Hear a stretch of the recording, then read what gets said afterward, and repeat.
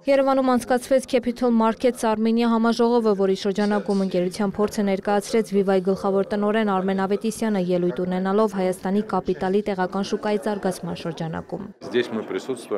Այստեղ ներկա ենք որպես ընկերություն, որը Հայաստանում իրականացրել է արտարժութային պարտատոմսերի խոշորագույն թողարկումը։ Հայաստանում մինչև օրս ամենամեծ ծավալով արտարժութային պարտատոմսեր թողարկած ընկերությունը երկրի հեռահաղորդակցության ոլորտի առաջատար Viva-ն է։ Փետրվարի 12-ին ընկերությունը հայտարարել է անվանական արժեկտրոնային պարտատոմսերի տեղաբաշխման մեկնարկի մասին, թողարկելով դոլարային պարտատոմսեր $80 միլիոն անվանական ծավալով։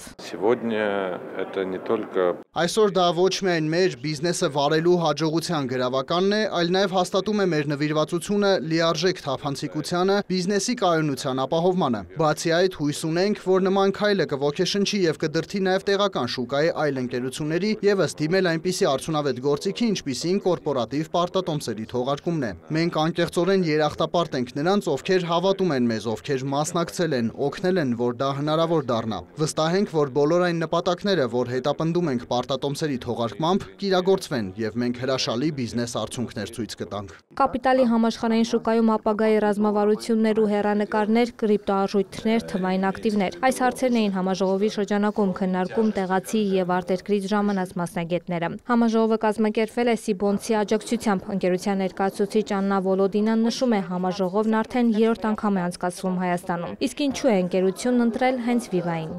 Viva ընկերությունը թողարկել է պարտատոմսեր, իսկ ոչ ֆինանսական ոլորտի պարտատոմսերն ավելի մեծ հետաքրքրություն են ներկայացնում։ Մենք ցանկանում ենք, որ ընկերությունը ներկայացնի իր փորձը, թե ինչպես է դա արել, ինչպես են հասել դրան։ Աննա Վոլոդինայի խոսքով համաժողովն իր շուրջն էր համախմբել բանկերի, տեղեկատվական տեխնոլոգիաների, ներդրումային ընկերությունների եւ միջազգային ֆինանսական ինստիտուտների 230 ներկայացուցչի 13 երկրից, այդ թվում Հայաստանից, Ռուսաստանից, Մեծ Բրիտանիայից։